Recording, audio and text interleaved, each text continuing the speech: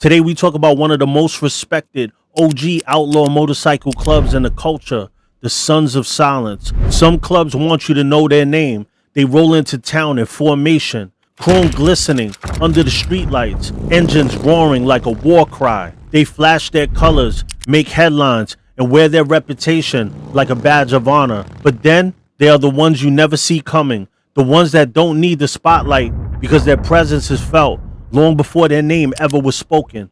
The Sons of Silence MC isn't about fame or recognition. They don't chase the headlines. They don't seek approval. They move like ghosts, silent, calculating, and deadly.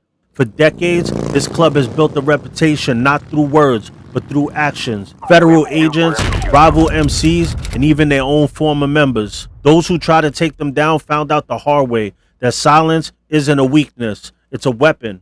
What is it about the Sons of Silence that makes them so feared? Why has law enforcement spent years trying to crack them open, only to fail time and time again? How does a club that operates in the shadows command so much power? This isn't your average outlaw motorcycle club. This is the Sons of Silence MC.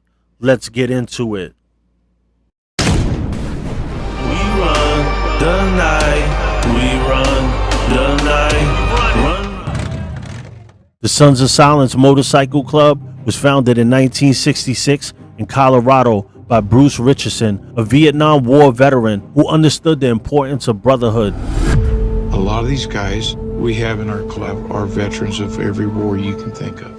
The 1960s were a time of great social and political change in the United States, and motorcycle clubs were beginning to form their own identities outside of the mainstream. Returning from war, many veterans felt like outsiders in their own country. They longed for the same brotherhood and adrenaline they felt in combat, and in the Sons of Silence, they found exactly that. A lot of people are attracted here due to the freedom and the love of riding motorcycles.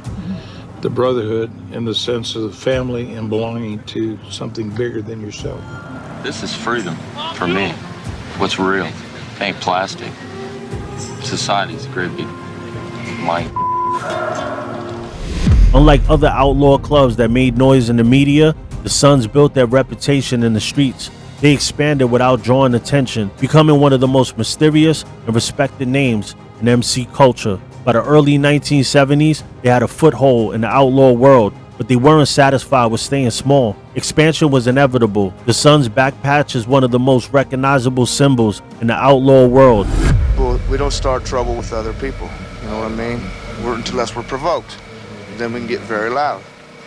They stands for America because we're all Americans. The eagle is a symbol of freedom. The word Sons of Silence appears in black and white rockers with red trim, identifying the club name and affiliation. The MC cube sits to the right, reinforcing their 1%er status.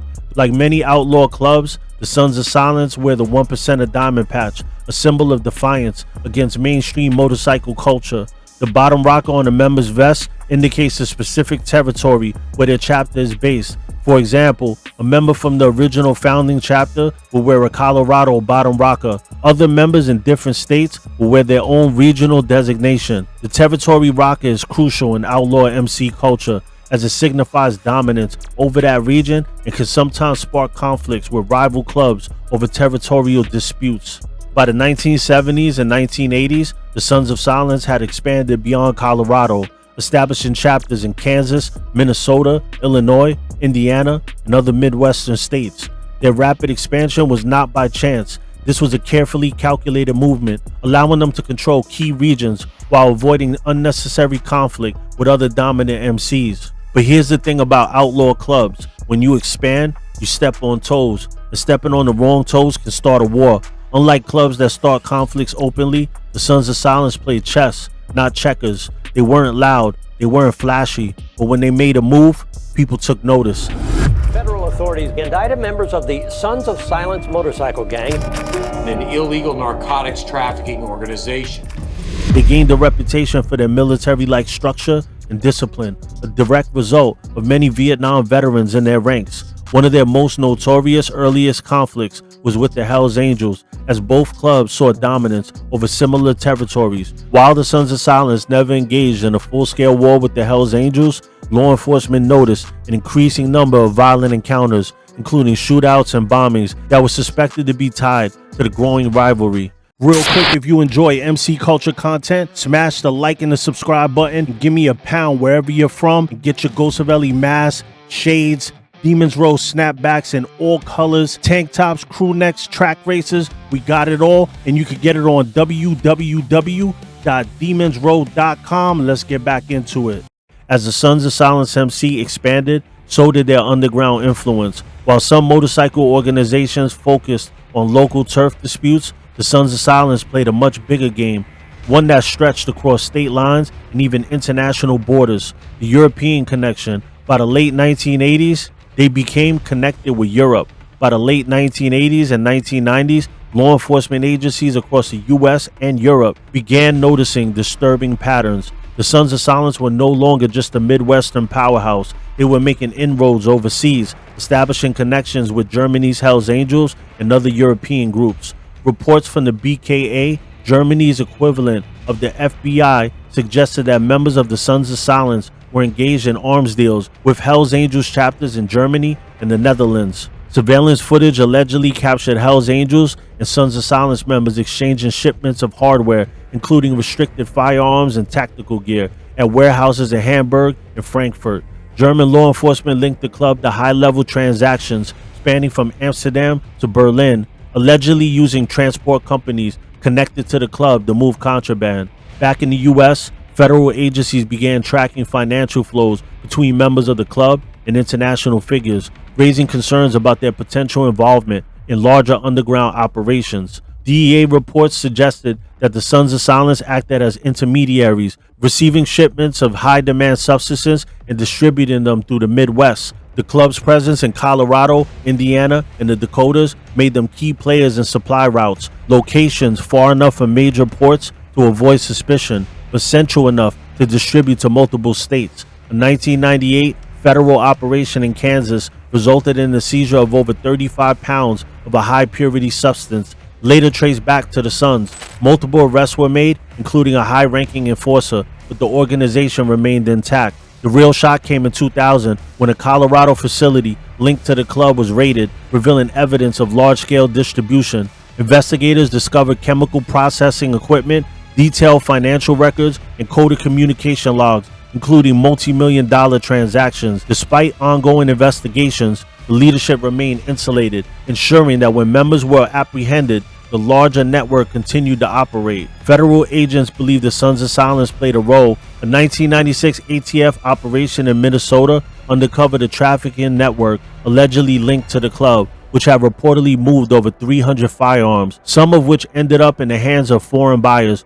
Although multiple suspects were detained, high-ranking members evaded prosecution, further solidifying the club's reputation for secrecy and discipline. In 2003, an investigation in Iowa uncovered a structural financial system within the club where members contributed to an underground fund that was used to bail out arrested members, something that all outlaw clubs do. It's called a kitty.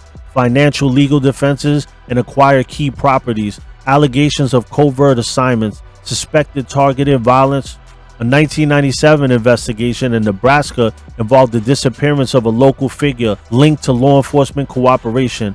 Witnesses reported seeing unidentified motorcyclists in the area, but no official statements were ever made.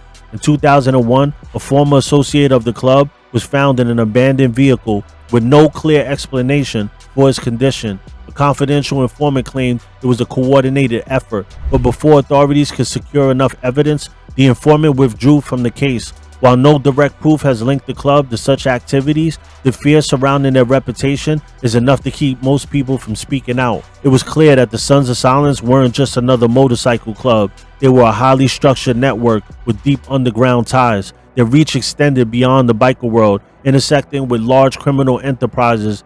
And that's when federal agencies launched one of the largest crackdowns in motorcycle club history. In 1999, the FBI launched Operation Silence, a nationwide effort to dismantle the club's leadership. This was one of the largest federal operations against an outlaw MC at the time.